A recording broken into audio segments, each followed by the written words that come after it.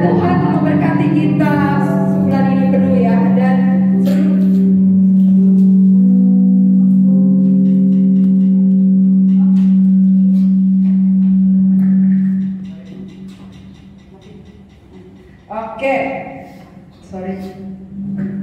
Oke, ulang lagi deh. Salam semuanya. Sekali lagi, salam semuanya. Rasakan hadirat Tuhan, memegang tangan. Haleluya. Oke, sebelum kita bersama-sama memuji Tuhan, marilah kita bersatu dalam doa. Bapa yang baik, Bapa yang di surga, terima kasih atas segala pimpinan-Mu Bapa.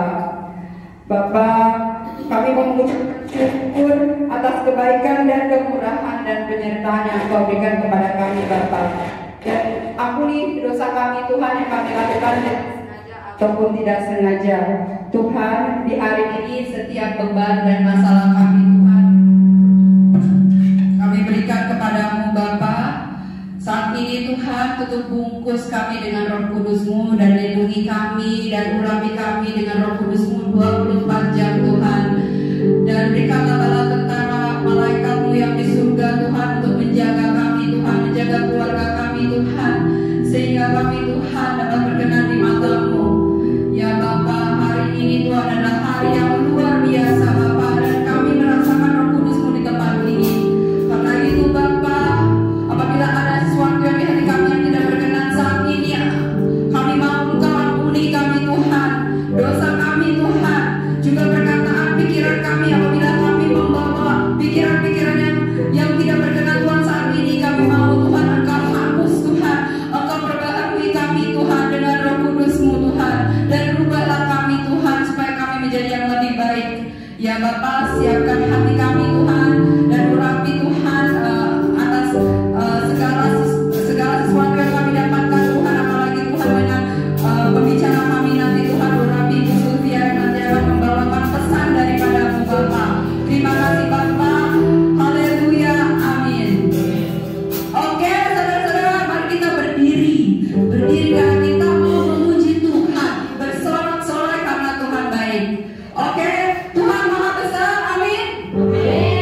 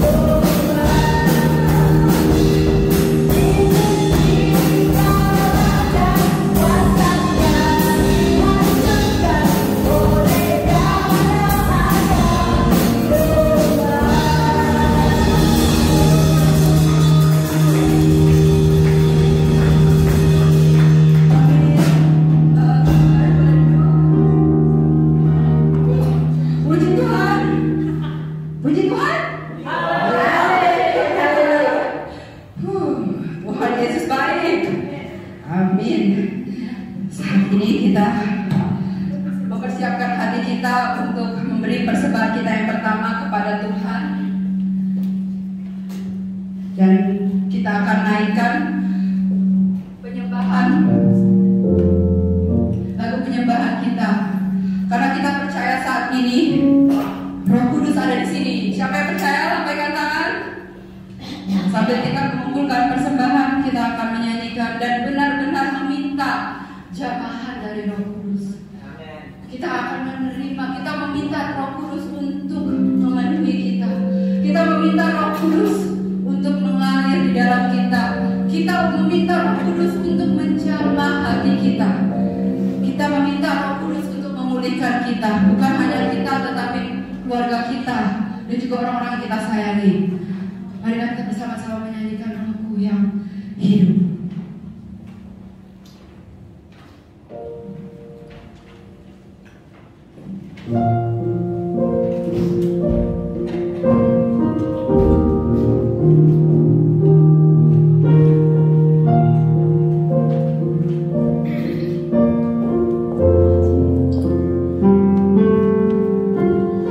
Rohmu yang hidup, penuhiku.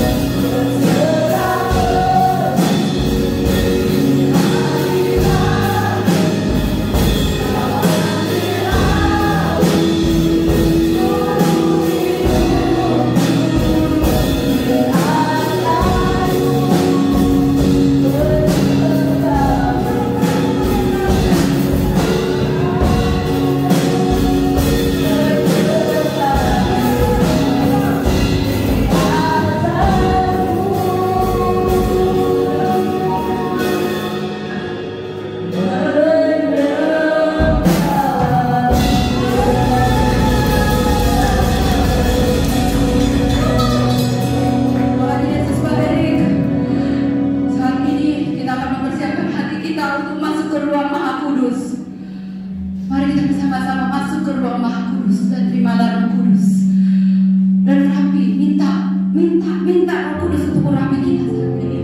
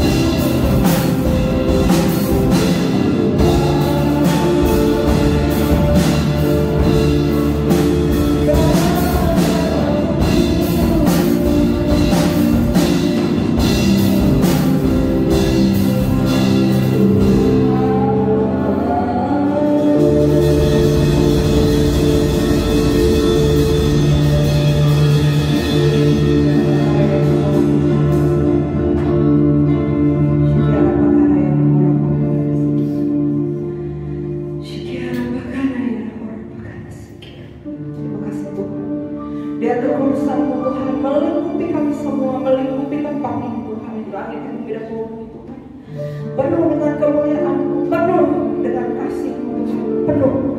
Dan biar tahta-Mu berdiri tempat ini Tuhan. Kami berdoa Tuhan, di dalam naungan Roh-Mu Tuhan, Kau jamah masing-masing dari kami Tuhan, jamah roh kami Tuhan, sehingga hari ini Tuhan, lewat kata mulut bibir kami ini Tuhan, Kau nyatakan isi hati-Mu, Kau nyatakan kebenaran-Mu Tuhan, Kau nyatakan Your glory sebagai Tuhan, sebagai Raja dari segala Raja. Nyatakanlah Tuhan, seberapa kali menyatakan hari ini, sebebas-bebasnya Kau serahkan Tuhan, untuk Roh-Mu yang kudus, dari awal hingga selesai Tuhan. Ambil alih semuanya Tuhan. Tidak ada satu pun Tuhan yang kamu bisa lakukan dengan kuat dan gagah ini Tuhan, tapi semuanya oleh kekuatan dan oleh Engkau yang melayakkan dan kekuatan Roh-Mu Tuhan. Urangi bibir hamba-Mu untuk menyatakan dengan berani Tuhan, menyatakan dan menyaksikan kebesaran-kebesaran-Mu dan kebenaran-Mu.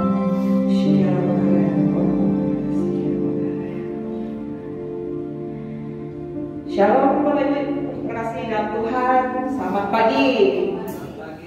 Kurang pekan, kurang semangat. Kita sekali. Selamat pagi Bapak Ibu Saudara. Pagi. Oke, selamat pagi. Saya Sylvia dari Jakarta beserta tim. Terima kasih. Kita hari ini bersuka cita karena kita bisa datang, dan saya ulang sekali lagi, kita masuk pada bulan penanggalan Israel yang disebut sebagai Elul. Elul itu masuk ke dalam, jadi setiap tahunnya Yahudi itu selalu ada artinya. Maka mereka setiap kali masuk dalam satu bulan itu mereka ada persiapan hati tertentu yang mereka harus lakukan secara massal. Nah, kita juga meskipun kita bukan darah Israel, tapi kita adalah Israel yang dicampurkan oleh karena kita percaya oleh Tuhan Yesus, maka kita juga mengambil sikap yang sama bersama-sama dengan teman seiman kita.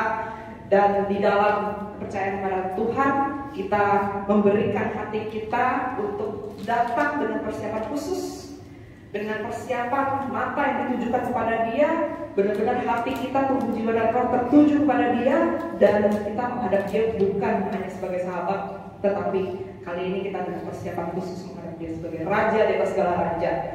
Jadi saya sedikit cerita ya, ini kita sebelum tim turun dari Jakarta, ini kita rebukan dulu, ini turun gimana nih, perlu persiapan apa nih gitu kan. Nah, jadi rekan saya share, Susi, Vivi itu kita ada saat kita berdoa sebelumnya itu kita terima tongkat, jadi tongkat itu dicalonkan tongkat estafet.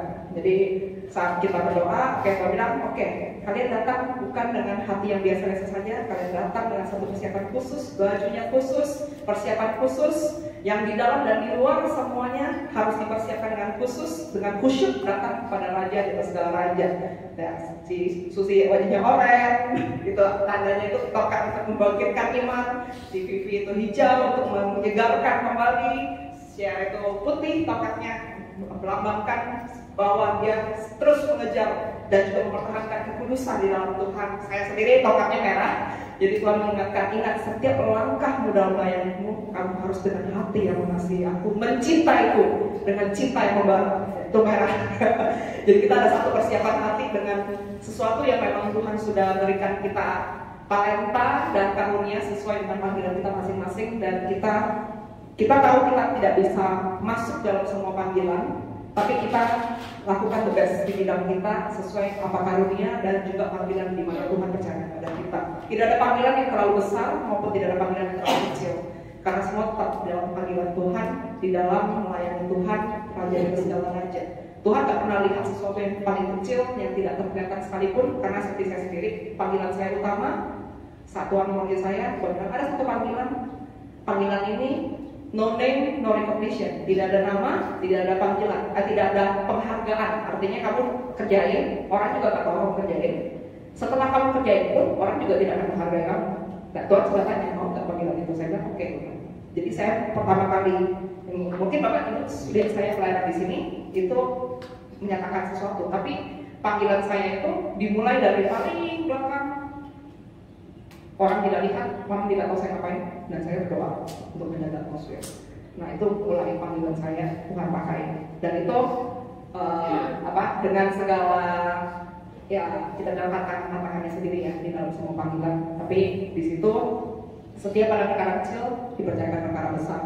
Nah, Bapak Ibu Saudara juga di dalam hidup kita yang telah dibenarkan, yang telah dimenangkan, yang telah dipilih oleh Tuhan. Karena tidak ada satupun orang yang datang kepada Tuhan tanpa Tuhan yang memilih.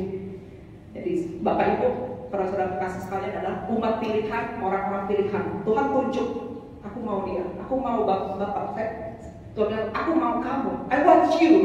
Kalau bahasanya yang apa ya, kita bilang seperti American Idol, we want you. Nah Tuhan juga bilang, aku mau kamu, aku mau kamu. Makanya kamu dimanapun Bapak dan Ibu berada, jauh-jauh Tuhan sudah cari dan Tuhan tunjuk, aku mau kamu.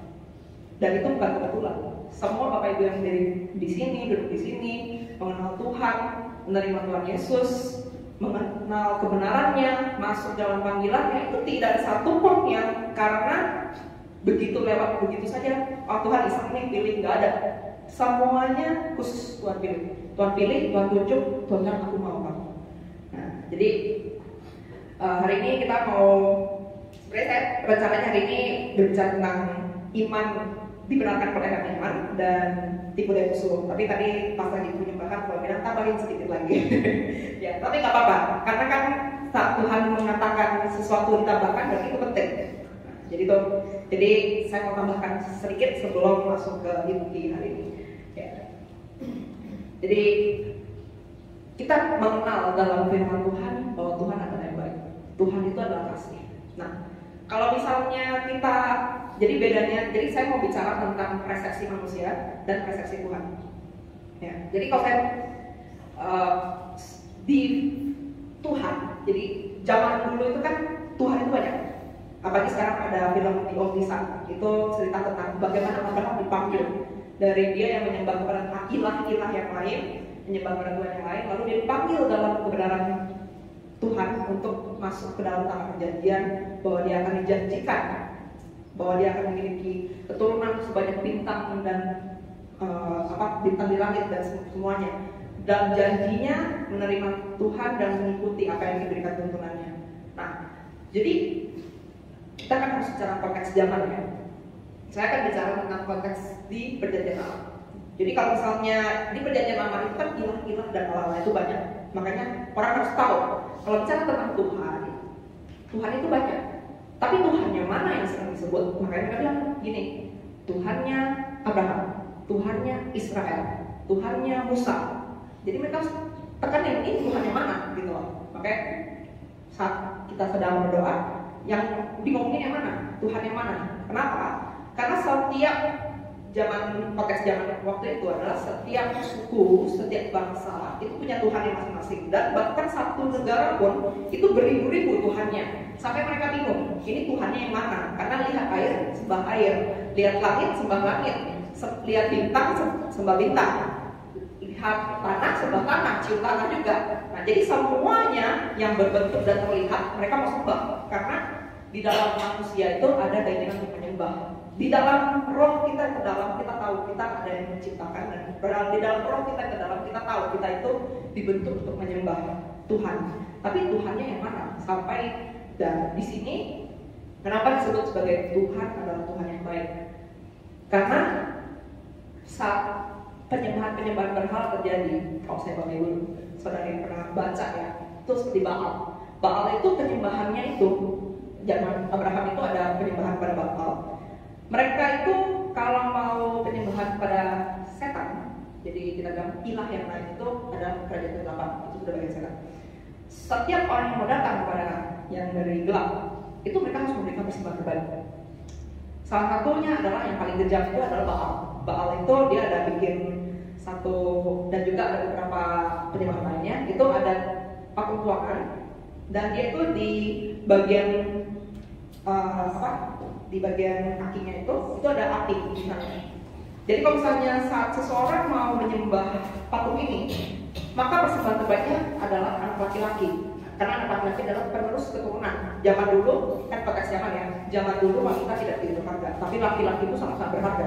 Itu adalah penerus keturunan, dia adalah penerus kekayaan, harta, warisan, dan juga adalah sumber kekuatan. Anak pertama adalah yang sulung, adalah tanda kegagahan, tanda kehebatan, tanda keperkasaan, dan tanda sesuatu yang besar. Nah, itu anak laki-laki baru bayi lahir itu diletakkan di pangkuannya yang ada api itu dan dibakar habis, itu sebagai korban. Nah karena itu kenapa kalau misalnya yang dari gelap aja itu maunya yang bagus-bagus doang, jadi nggak ada tuh kasih persembahannya yang ecek-ecek. Jadi sama seperti Elia melawan nabi-nabi palsu, mau panggil, kan Elia memberikan tantangan, kamu panggillah Tuhanmu, aku akan memanggil Tuhanku. Elia menyediakan air dan memberikan persembahan. Lalu apa yang dilakukan oleh nabi-nabi palsu? Mereka harus mengambil pisau, mereka harus tusuk-tusuk diri sendiri, jadi mereka harus keluarkan darah mereka sendiri, dan mereka harus memberikan kesengsaraan mereka sebagai korban. Itu adalah korban untuk memanggil yang dari jahat. Makanya kalau misalnya bedanya, jadi kalau misalnya kita lihat sama seperti Tuhan memanggil Abraham, terus Tuhan bilang gini, Tuhan tantang, bukankah bangsa-bangsa di sekitar memberikan anak sulung mereka yang paling berharga sebagai korban? Tuhan memberikan ujian iman, kamu berikan yang terbaik dari kamu, anak yang kamu tunggu-tunggu, angkat ke gunung itu dan persembahkan dia sebagai korban. Makanya dari saat Tuhan Abraham angkat Ishak, udah mau dipotong, tapi satu iman Abraham, Tuhan akan menyediakan. Makanya pas mau dipotong, kenapa? Karena Tuhan itu kan Tuhan yang mengasihi. Pas mau potong, tegar itu udah membuat manusia sudah jatuh dalam dosa, Tuhan masih mau ambil balik. Pas Abraham mau bunuh Ishak, nah Ishak itu juga Tuhan bilang udah stop, aku berikan anak domba sebagai pengganti Ishak itu. Ishak itu gak usah kamu potong, karena aku mengasihi. Makanya dia potong anak domba Allah. Anak domba Allah ini juga sama seperti Tuhan mau menyelamatkan manusia secara total. Makanya kan saat itu Tuhan memberikan anaknya yang tunggal, Tuhan Yesus sebagai anak domba Allah yang tidak bercacat untuk menebus dosa-dosa kita. Dan itu bukan dari kita. Jadi Tuhan yang baik itu, persepsi manusia kan gini, kalau Tuhan jawab doa kita, Tuhan baik. Kalau Tuhan gak jawab doa kita, kok Tuhan kayak gitu. Tapi kita mau coba perbaharui pemahaman kita bahwa Tuhan yang baik itu bukan masalah apa yang kita mau, tapi persepsinya dari Tuhan. Tuhan yang sebenarnya kalau kita mau pakai takaran yang sama, Tuhan dengan yang dari setan itu cuma mengambil, dia adalah pencuri, pembunuh, dan pembinasa. Dia mau ambil. Kalau misalnya kamu ambil transaksi dengan dia, itu ada pertukaran, ada sesuatu yang harus dibayarkan. Tapi kalau pada Tuhan mau selamatin kita aja, Tuhan yang sediain korban, Tuhan yang berikan satu anak domba Allah yang tidak bercacat untuk dosa-dosa kita. Kita cuma datang dengan hati yang mengaku dosa. Jadi kita bukan datang dengan nyala-nyalahin orang, atau kita posisinya datang kepada Tuhan oleh karena iman dan percaya bahwa kita menerima pengorbanan Dia, sehingga Dia oleh karena keadilan Tuhan maka kita dibenarkan dan masuk ke iman. Jadi begitu baiknya Tuhan itu adalah di persepsi di mana Tuhan selalu ingin mendekat kepada kita. Tuhan yang sebenarnya kalau secara cukup keadilannya Tuhan itu kita sudah dibuang kapan-kapan oleh karena kita telah melanggar kebenaran dan juga titah-titahnya. Tapi Tuhan itu baik dan mau terus-menerus menerima kita yang lemah, terus-menerus menerima kita yang gak benar, terus-menerus mau memberikan kita pengharapan padahal kita jatuh-jatuh terus di dosa-dosa itu. Tuhan yang begitu baik, yang sejelek apapun dan separah apapun, Tuhan bilang, ayo nak, balik lagi kepadaku. Sampai nafas terakhirmu aku tetap memberikan kesempatan kepada kamu untuk kembali kepadaku, karena jauh di dalam lubuk hatinya Tuhan hanya ingin satu, keselamatan manusia untuk kembali kepada kemuliaan Dia. Itulah baiknya Tuhan. Jadi bukan masalah apakah kamu jadi orang nomor kaya nomor satu di dunia, bukan itu. Apakah setiap doamu pasti dijawab? Tidak selalu itu. Apakah harus ada sesuatu yang wow selalu terjadi dalam hidupmu? Bukan itu. Satu hal di dalam hati Tuhan yang utama adalah, nak, kembali kepadaku. Aku mau menerima engkau. Aku ingin hidup bersama-sama dengan engkau. Kembali dan tetap hidup di dalam kebenaran Tuhan, sehingga setelah hidup di dunia ini selesai, kamu dengan aku sudah tidak pernah terpisahkan lagi di dalam kehidupan kekal selama-lamanya. Nah, jadi kita mau masuk ke dalam inti hari ini. Kita Kita buka di Firman Roma 5 ayat 1 sampai 11. Hasil pembenaran. Roma 5 ayat 1 sampai 11. Yang sudah ketemu, katakan amin, kita baca sama-sama.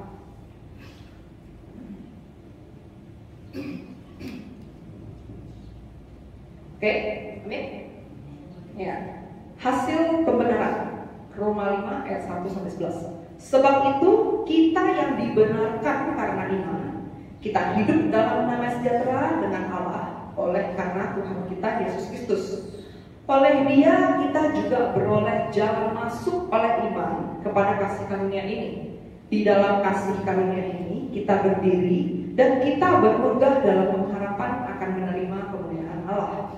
Dan bukan hanya itu saja, kita malah bermegah juga dalam kesengsaraan kita, karena kita tahu bahwa kesengsaraan itu menimbulkan ketekunan, dan ketekunan menimbulkan tahan uji, dan tahan uji menimbulkan pengharapan, dan pengharapan tidak mengecewakan, karena kasih Allah telah dicurahkan di dalam hati kita oleh Roh Kudus yang telah dikaruniakannya kepada kita.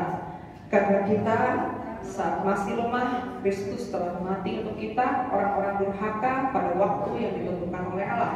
Sebab tidak mudah seorang mati untuk orang yang benar, tetapi mungkin untuk orang yang baik ada orang yang berani mati.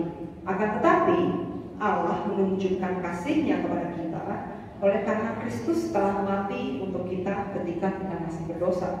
Lebih-lebih karena kita sekarang telah dibenarkan oleh darah-Nya, kita pasti akan diselamatkan dari murka Allah. Sebab jikalau kita ketika masih berseteru diperdamaikan dengan Allah oleh kematian Anaknya, lebih-lebih kita yang sekarang telah diperdamaikan pasti akan diselamatkan oleh hidupnya. Dan bukan hanya itu saja, kita malah bermegah pada Allah oleh Yesus Kristus Tuhan kita, sebab oleh Dia kita telah menerima perdamaian itu. Ya. Jadi saya mau cerita sedikit. Jadi teman kita yang kita kenal, dia itu pernah ditawarin masuk dunia setan. Tapi orang dunia setan nggak mau terima, katanya terlalu tua. Nah, kalau yang level dunia aja itu ada takarannya. Gak usah deh lo terlalu tua. Gak usah deh lo terlalu bodoh. Gak usah deh lo terlalu kayak nggak kelihatan deh bentuknya bisa dibentuk gitu kan ya. Nah itu kalau takaran iblis aja sudah seperti itu. Bahkan kalau kita dengar yang kayak Dr. Lee bilang mau belajar ilmu aja nggak semua orang bisa belajar ilmu. Kenapa? Karena orang yang belajar ilmu pertama harus dites dulu ketahanan badannya kuat gak, ketahanan mentalnya kuat gak. Nah bedanya ikut Tuhan, kita sering mendapatkan orang-orang yang awalnya itu sudah hancur, sudah tidak layak, sudah tak punya masa depan. Seperti hamba-hamba Tuhan yang besar itu banyak yang awal-awalnya tuh dokter sudah angkat tangan. Ini manusia begini aja, nanti ke depannya udah gak ada masa depan. Banyak yang kita lihat hamba-hamba Tuhan besar yang dasarnya itu orang-orang dunia mungkin sudah angkat tangan, udah masuk penjara nih. Ini orang udah, kita bilangnya kalau istilah masyarakat tuh ini udah gak akan berguna lah ke depannya. Tapi banyak yang bisa Tuhan ambil dan Tuhan bentuk, dan akhirnya bisa Tuhan bentuk menjadi bejana kemuliaannya dan Tuhan pakai.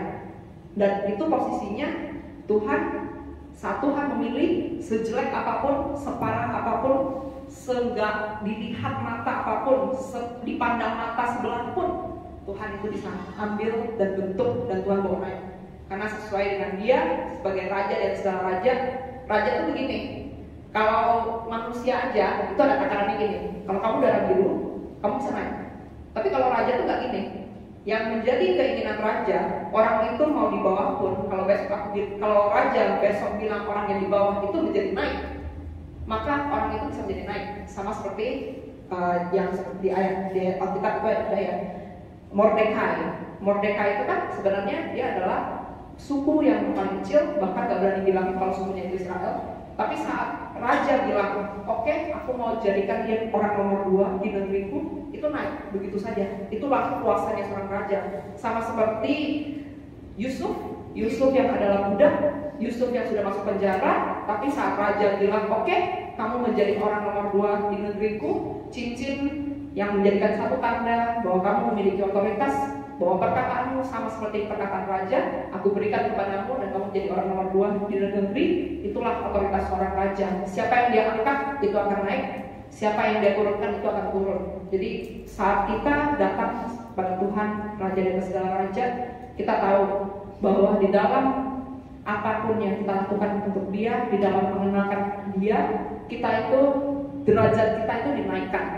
Yang tadinya, terutama di bagian keselamatan, yang tadinya kita itu menjadi hamba dosa, menjadi hamba daripada kegelapan yang masuk ke dalam neraka, Tuhan mengembalikan dan merestorasi kita punya derajat. Yang tadinya kita adalah tawanan, yang tadinya kita tidak memiliki kemerdekaan, yang tadinya kita tidak memiliki dasar untuk berharap akan pengharapan setelah kematian. Tuhan telah bebaskan kita dan kita telah dibebaskan dan dimenangkan untuk masuk dalam kebenarannya, untuk memiliki kebenaran dan kemerdekaan sejati di dalam kebenaran Dia. Itulah yang disebut sebagai iman yang membenarkan kita untuk tetap di dalam Tuhan, di dalam jalan terangnya, di dalam kebebasannya, di dalam satu jaminan, di dalam kita hidup dalam pertobatan. Kita akan menerima janji Tuhan, yaitu pengangkatan, kehidupan kekal setelah kematian.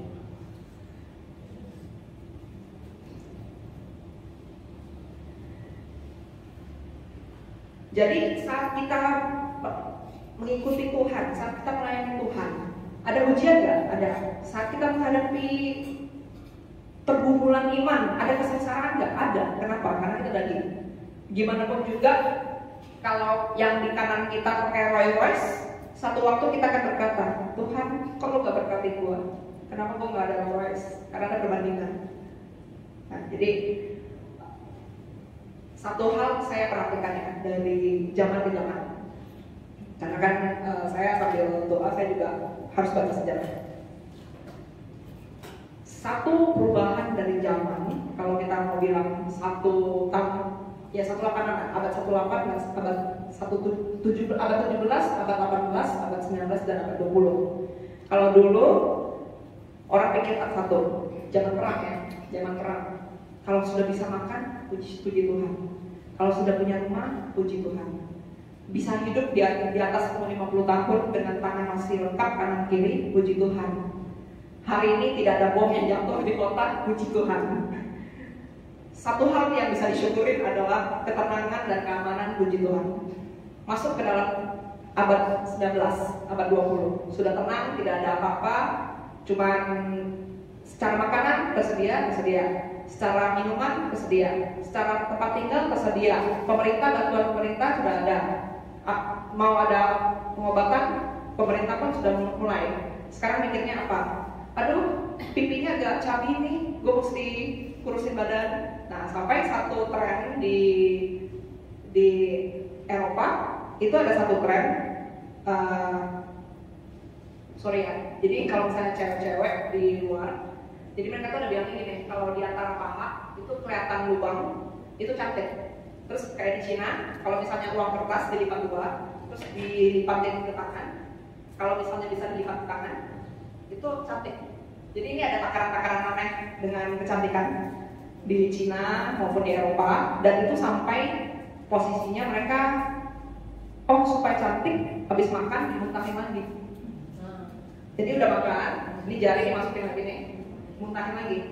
Terus nanti kalau saya ditimbang, kalau misalnya naik berapa mili kilo gitu ya, dia coba masukin lagi jarinya, terus dia muntahin lagi.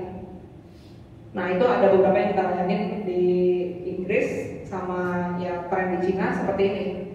Nah, jadi kita melihat bahwa kadang-kadang kita sebagai manusia dan secara kedagingan itu kita nyari-nyari gara-gara sendiri. Jadi nyari-nyari satu perbandingan sendiri, sehingga ujung-ujungnya apa sih?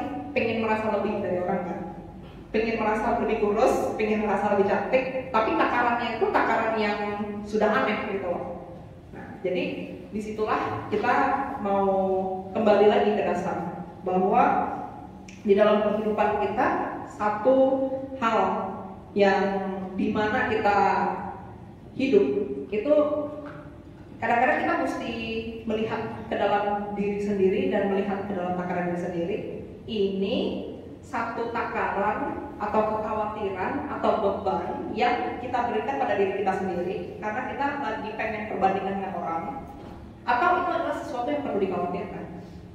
Kalau enggak kan gini, yang dikhawatirkan dengan orang-orang seperti ini kan, aduh kalau aku besok 1 kilo nambah lagi, udahlah mendingan mati aja lah. Ada yang bunuh diri gara-gara mau nambah 1 kilo.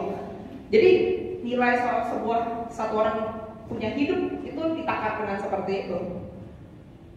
Dan juga di dalam ya kita sebagai orang-orang yang kita telah mengenal kebenaran, ya kita mau kembali pada posisinya kita bisa bersyukur dalam segala hal, terutama untuk hal-hal yang esensial. Jadi kita jangan, salah satu yang kita perlu perangin adalah tipu daya daripada dunia. Ini yang saya bilang, tipu daya daripada dunia. Kalau dulu zaman tahun 17 itu kan zaman kelaparan. Kalau wanita agak montok dikit, mereka bilang cantik. Makanya kalau Eropa ada gambar lukisan paling besar. Kalau beratnya cewek, misalnya seperti saya, itu beratnya di 70 atau 80, itu buat mereka itu diva. Karena di zaman itu sangat-sangat jarang wanita bisa gemuk.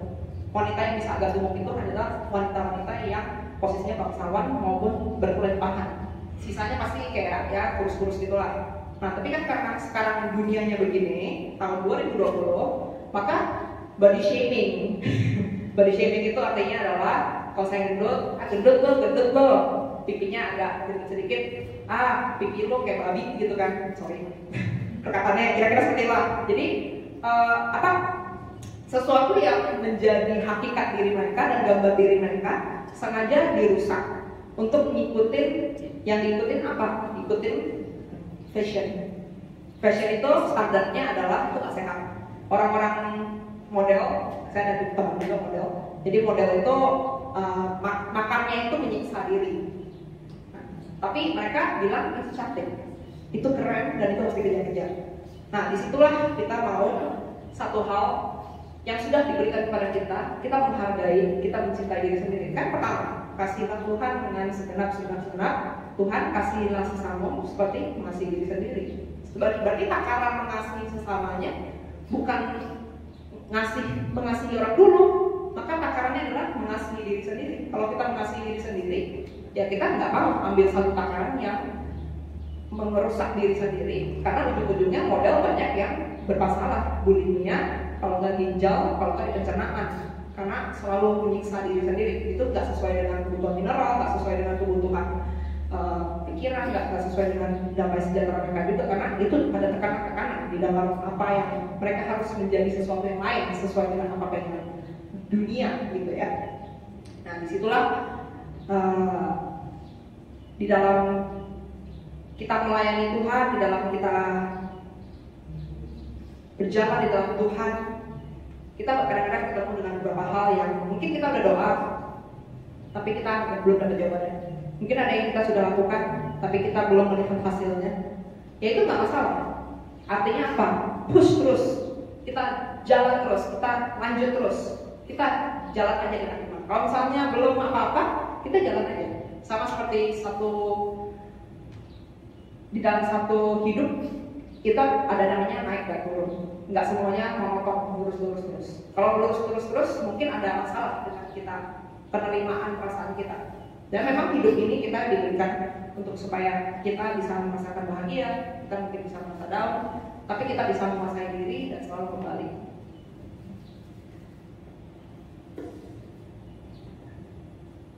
Jadi kita ada tadi lagu tadi kan ada lagu tentang pendakwah. Jadi hari ini saya juga mau bicara tentang pendakwah.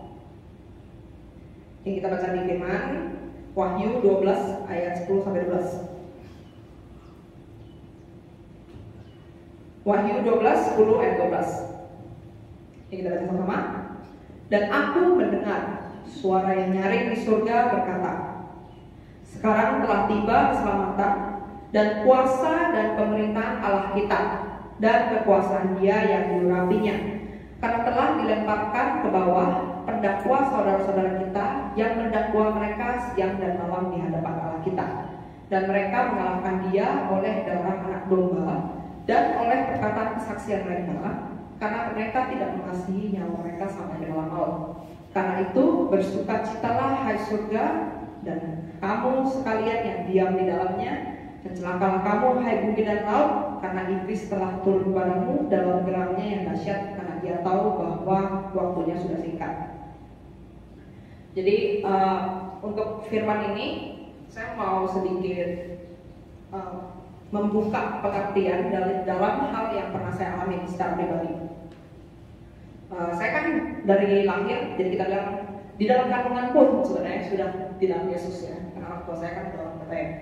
Tetapi sepanjang saya hidup bersama Tuhan, itu banyak hal yang saya lakukan yang bertentangan dengan firman Tuhan. Tapi menurut saya itu saya tidak bertentangan. Makanya yang dibilang umatku binasa karena pengertian. Jadi sebelumnya saya pernah cerita bahwa saya tidak pulang.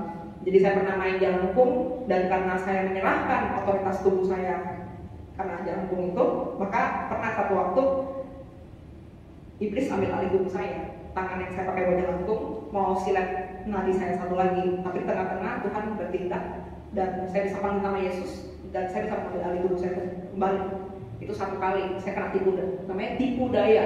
Saya kena tipu. Yang saya pikir itu nggak ada apa-apanya, tapi ternyata ada sesuatu perjanjian dengan iblis di situ, dan saya menyerahkan otoritas hidup di tubuh saya dan menyerahkan otoritas bagian dari pikiran saya kepada Dia. Saya pernah kena tertipu lagi.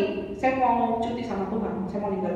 Saya tidak menolak Tuhan, tidak menyangkal Tuhan, tapi mau cuti sama Tuhan. Jadi cuti itu gak mau doa, gak mau pelayanan, gak mau ke gereja, cuma mau cari duit doang. Saya bilang Tuhan cuti ya. Tapi ternyata itu tipu daya juga. Kenapa? Saat saya mau cuti dengan Tuhan, barang siapa yang mengikatkan diri dengan Tuhan adalah satu roh dengan Tuhan. Saya kena tipu lagi. Saya bilang Tuhan cuti. Emang bisa? Yang sudah menjadi satu menjadi dua?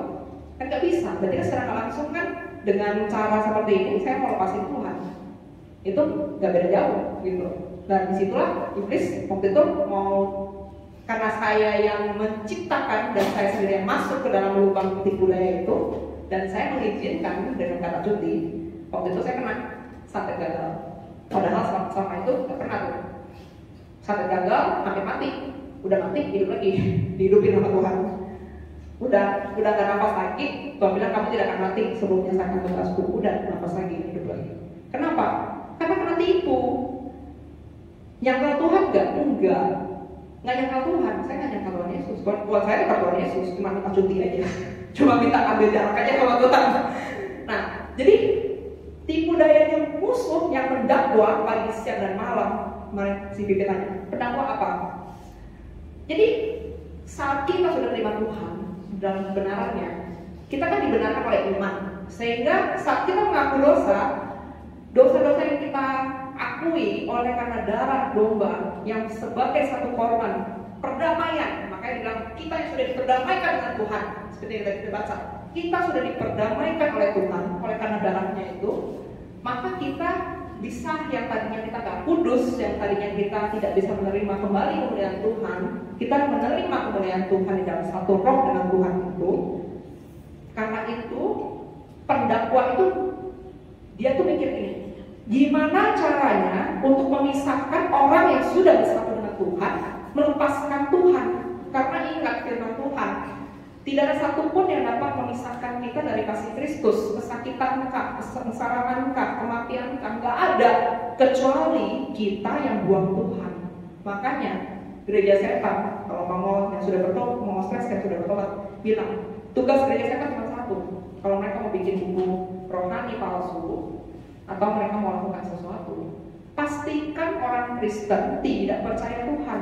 Itu tugas mereka. Karena saat kamu tidak percaya Tuhan, ya sama kayak saya cuti lah. Lebih parah daripada cuti. Nggak percaya Tuhan, buang Tuhan. Karena kenapa? Tuhan nggak mungkin buang kita. Tuhan udah susah-susah kirimkan anaknya untuk selamatkan kita. Tuhan ingin kita kembali kepada Dia. Sampai korban penebusan aja Tuhan yang sediakan. Itu pengorbanan dan juga yang Tuhan berikan itu udah jor-joran untuk kita. Kita nggak terima doang, makanya dibilang anugerah. Nggak ada orang yang masuk ke dalam keselamatan karena udah berbuat baik dulu, tapi karena anugerah. Yang udah hancur-hancuran Tuhan pulihkan, yang udah hancur-hancuran Tuhan tarik masuk dalam keselamatan. Nah disitulah pendakwa itu nggak rela. Kamu kan sudah menjadi bagian daripada aku. Kamu yang seharusnya sudah sama-sama dengan dia, mungkin di dalam perjanjian, apakah ibu ada yang misalnya backgroundnya dari perdukunan atau apa, itu sudah menjadi paketnya dia, sudah menjadi tentaranya dia. Nggak rela, masa kamu keluar dari barisanku dan menjadi barisan Tuhan? Maka dia akan mendakwa di depan Tuhan. Nggak layak dia datang pada engkau, masih ada dosanya ini. Nggak layak dia datang pada engkau, dia masih ada perjanjian ini padaku.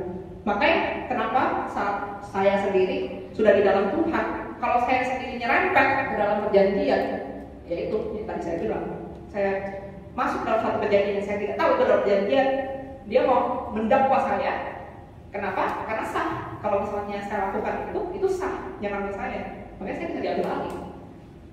Pas saya minta cuti sama Tuhan, kalau nggak cuti sama Tuhan, bisa dikirimkan?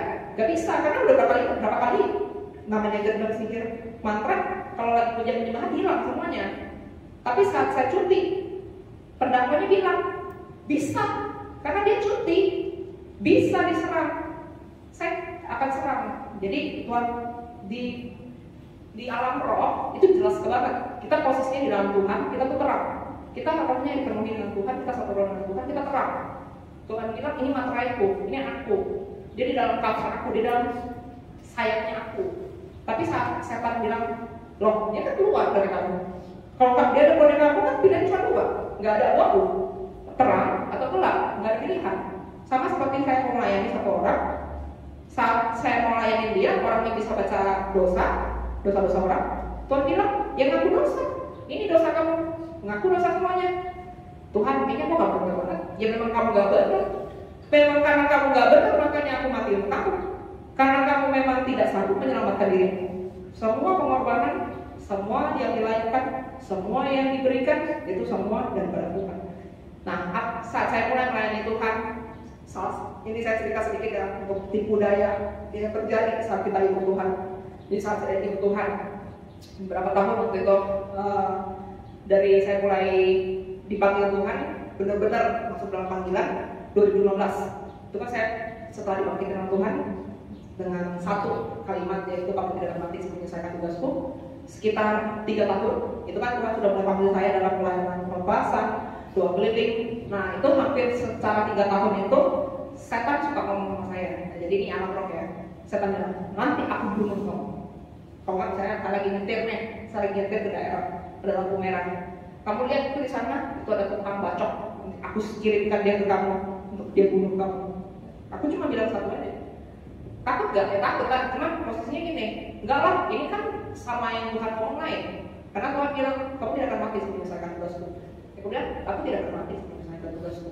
Jadi aku langsung perang, patahkan dalam nama Yesus. Mau masuk dalam nyetir, itu kan kanan kiri lubang. Terus tadi teman-teman bisa saya tanya bilang, tuh ada lubang tuh di sana. Nanti kamu sudah kecapean, kamu ngantuk, tangan kamu nanti nyetir ke kanan, masuk lubang. Oke? Aku tidak akan mati sebelum saya tugas Tuhan.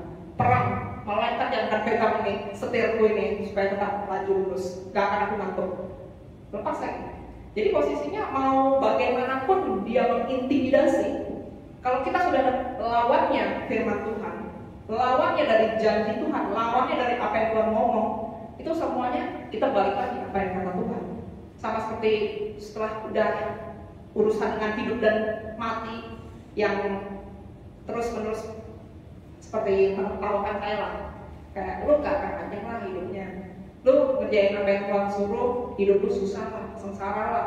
Nah itu main deh kalau gak di area keuangan, kalau nggak di area iman kepada Tuhan.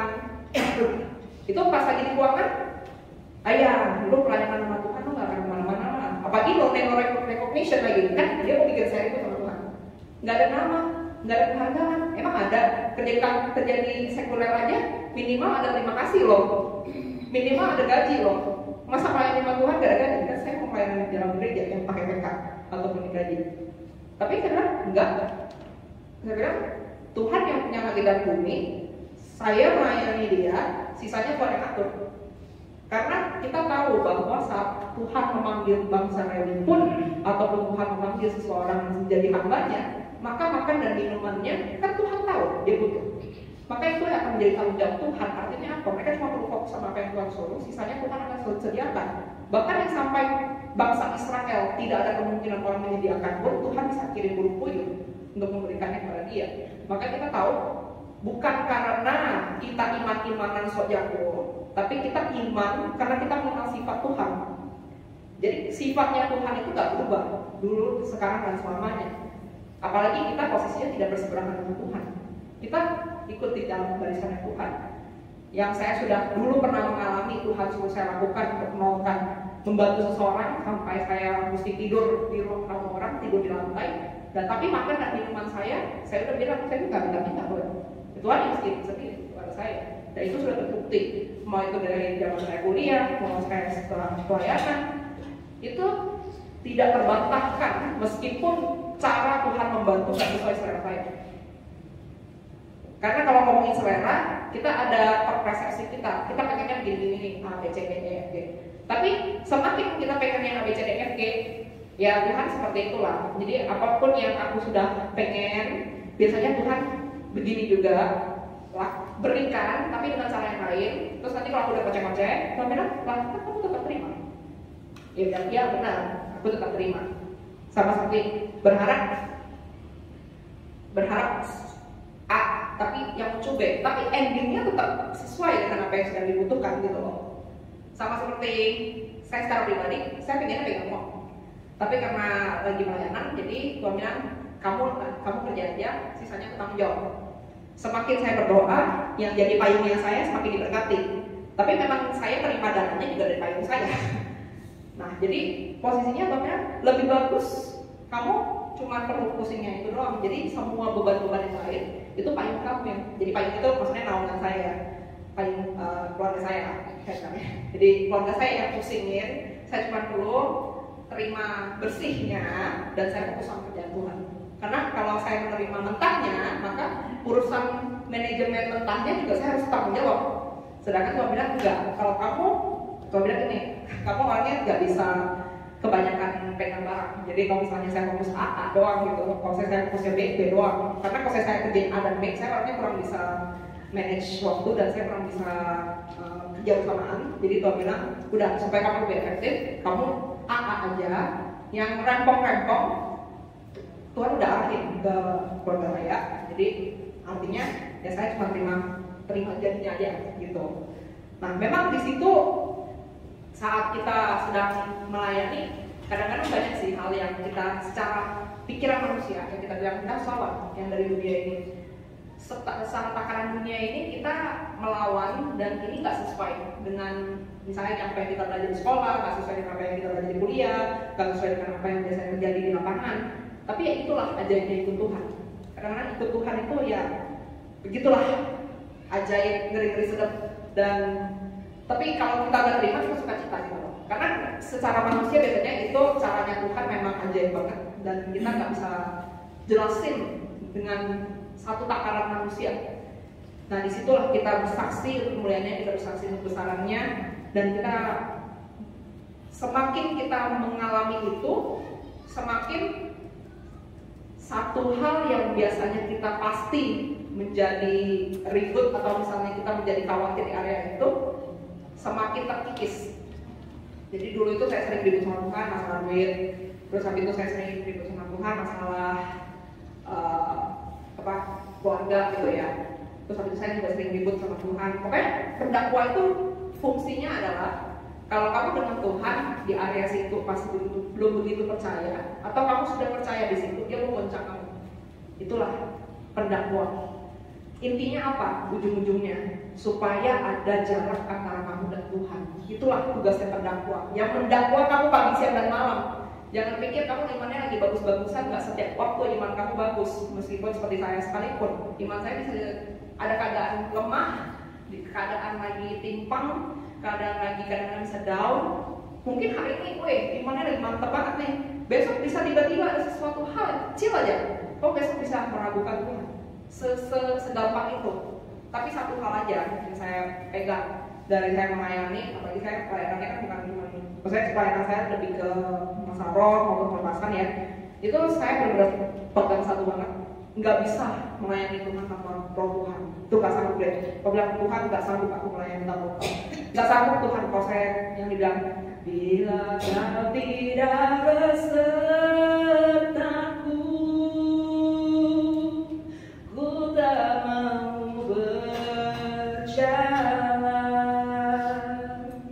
Ku tahu Tuhan pimpin langkahku dan berjalanlah denganku. Nah ini benar-benar real, benar-benar saat saya sedang melayani, saya sedang melakukan sesuatu, saya bilang Tuhan nggak sanggup. Kalau saya Tuhan belum ngomong apa-apa, saya nggak boleh boleh. Jadi kalau Tuhan belum ngomong apa-apa, mendingan saya diam deh. Meskipun kanan kiri itu Sylvie sosial begini, Sylvie sosial begini, berdiri dulu deh. Ya Tuhan aku perlu. Kalau kamu sudah ngomong A, aku lakukan A. Tapi kalau kamu belum ngomong A, ini nggak bisa Tuhan. Aku perlu roh kamu. Kalau saya kamu, rohmu tidak bersama-sama denganku, rohmu tidak bersama-sama untuk melayani, rohmu tidak sama-sama maju bersamaku, nggak sanggup Tuhan. Dan itu berkali-kali, mau dalam pelayanan yang seperti ini, maupun dalam pelayanan perorangan, maupun pelayanan dan segalanya, atau misalnya dalam pelayanan konseling, apalagi ya bulan lalu saya cerita sedikit tentang beban-beban yang kita hadapi dalam sehari-hari, maupun beban-beban yang kita lihat karena dalam konseling itu kan kita namanya terima sampah orang ya. Orang mau nangis-nangis, mereka mau keluarin segala macam apa yang di dalam hati mereka, keluh kesah, segala hal-hal horor yang mereka hadapi. Kita mau doa untuk pemulihan, itu kan jadi kepikiran kita, itu jadi beban buat kita. Nah di situ udah serahin pada Tuhan. Disitulah kita tahu kalau misalnya sedikit aja kita merek sama Tuhan, sedikit aja kita lepas dari Tuhan, udah nggak sanggup deh. Karena kalau saya manusia itu secara daging itu nggak sanggup nopang banyak. Tapi disitulah dimana Tuhan ada, dimana Tuhan firman Tuhan yang mengatakan bahwa hook yang kupasang itu ringan, dan kamu itu tidak pernah mengangkat hookmu sendiri, selalu bersama dengan Tuhan. Dan di saat pendakwa itu ada, satu aja yang kita pegang, apapun yang terjadi, gak bisa kita lepas sama Tuhan. Dan satu aja yang kita tahu kalau dari setan, dia cuma ingin bikin kita yang menjauh dari Tuhan. Jadi saya sendiri itu ada salah satu kelemahan saya, dan salah satu yang dalam proses yang pelepasan itu ini udah dewasa semua apa ya. Jadi kayak jatuh dalam hawa nafsu. Nah itu kan kayak bisa masturbasi atau apa, pornografi. Nah itu kuat banget. Jadi itu bisa sampai dalam level mengambil alih tubuh saya. Jadi saya nggak pengen baca, tapi tangan saya bisa ambil sendiri. Saya bisa ngambil sendiri, dan saya pas lagi ngebaca, pas lagi birahi, bisa sambil nangis dalam hati. Tuhan, gua nggak pengen gua nangis, tapi bisa hawa nafsu. Nah itu dalam waktu saya berperang dalam di area ini, benar-benar peperangannya habis-habisan. Di mana roh kita sama roh yang mau mengambil alih itu juga karena ada perjanjian. Jadi di luar itu kan nyampur ya. Jadi kadang-kadang ada yang ya orang pilih setan yang masuk. Jadi saya karena waktu itu juga ada perjanjian yang saya kena. Nah di situ benar-benar saat kita mau mengambil ini semua, kita udah benar gitu ya. Misalnya saya udah mengaku dosa, saya datang pada Tuhan kan malu ya. Aduh Tuhan, malu nih, gini. Aku nggak mau deh deketin sama Tuhan. Udah lu kasih aja itu gua Tuhan gitu kan. Tapi Tuhan enggak. Ayo datang padaku. Kalau kamu gak datang padaku, kamu harus menang. Aku yang memberikan kamu kuasa untuk menang. Kalau kamu menjauh dari aku, makin kamu dihajar habis-habisan.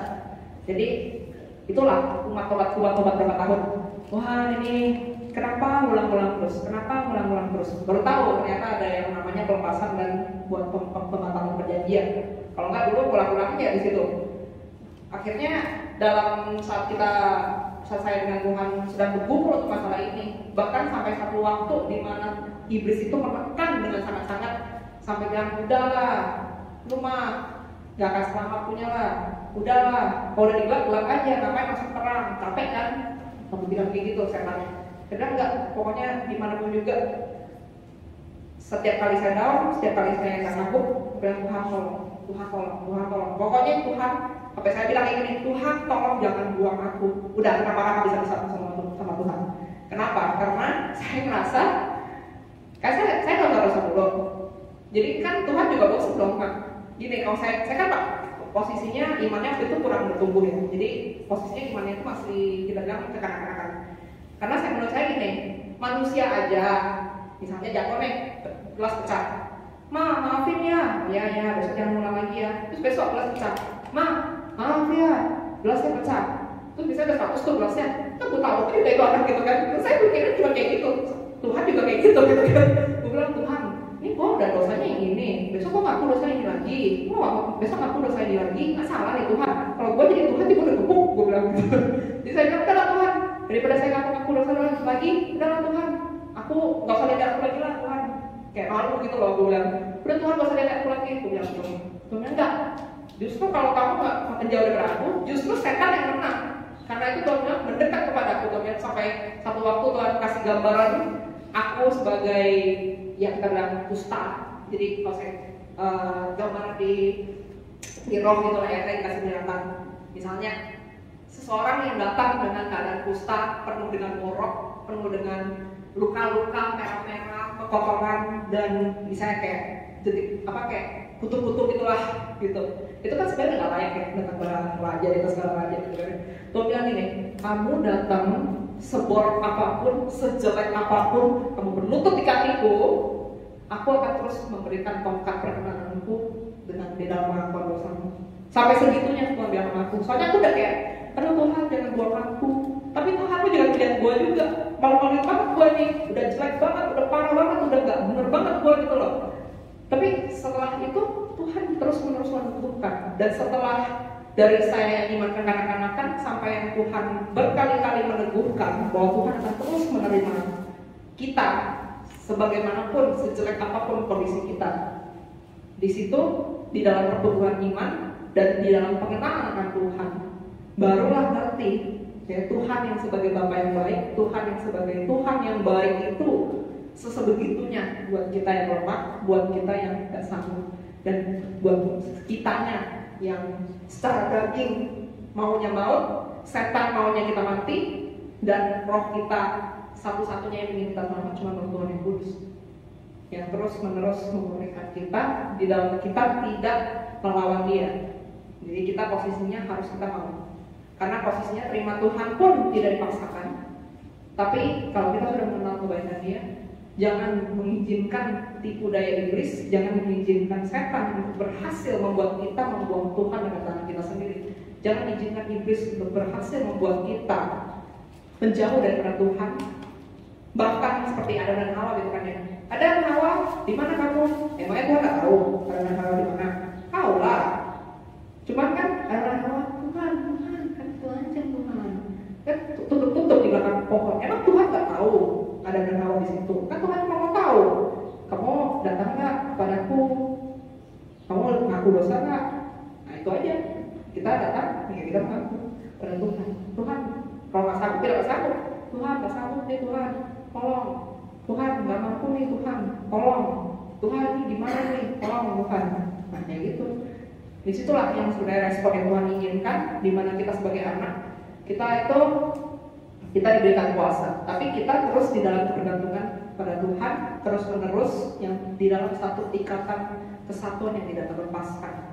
Dan di dalam kasihnya Tuhan, di dalam perlindungannya Tuhan, di dalam pelepasan, di dalam kita dibentuk dan dimurnikan dan dipulihkan seutuhnya di dalam gambar Tuhan, di dalam gambar diri kita yang dipulihkan seutuhnya sehingga kita kembali pada gambar Tuhan sama seperti Tuhan awalnya membentuk kita. Disitulah benar-benar kita menjadi terang dimanapun yang kita berkatakan, dimanapun yang kita lakukan, dimana yang kita ditempatkan, orang melihat hidup kita dan kita menjadi contoh dan kita menjadi gambaran dari Tuhan Yesus di mana kita berada. Dan orang melihat hidup kita, orang melihat perkataan kita, orang melihat perbuatan hidup kita, dan memuliakan Bapa kita di surga.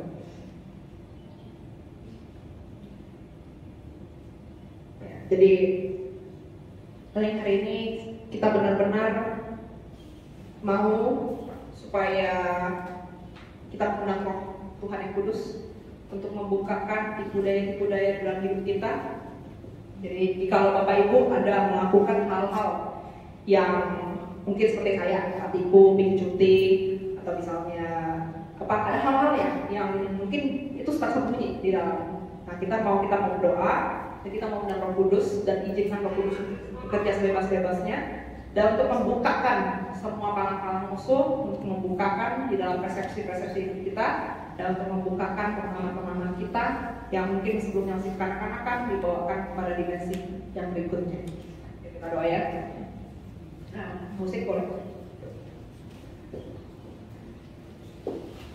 Disitulah dimana kita terus bersama-sama dengan Tuhan. Disitulah dimana kita yang telah mengenal dan di dalam pengenalan Allah tidak kita pernah berhenti berharap dan tidak pernah kita berhenti untuk mengharapkan dan juga bersandar kepada Tuhan, sumber kekuatan kita, sumber pengharapan kita, sumber iman, pengharapan dan kasih, di mana kita tahu bahwa semua yang kita lakukan tidak ada satupun oleh karena kuat dan kita, dan tidak ada satupun yang kita lakukan dapat menggantikan kasih Dia yang telah menebus dosa-dosa kita.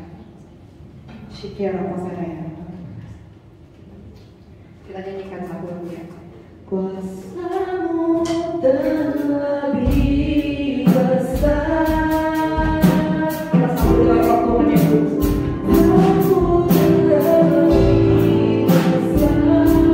Tuhan, kalau aku sempat digoda oleh iblis Tuhan untuk menjauh, untuk menghindar, untuk merasa malu mendapatkan Tuhan, saat ini Kau bukakan dan saat ini Kau mendekat dan Kau tidak mau menjauh dari Kau.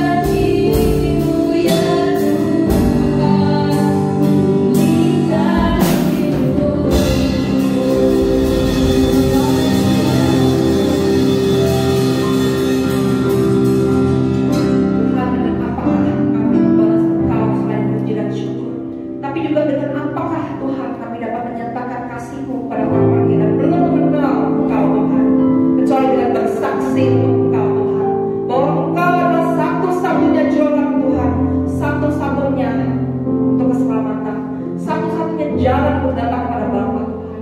Dengan bersaksi kemuliaan nama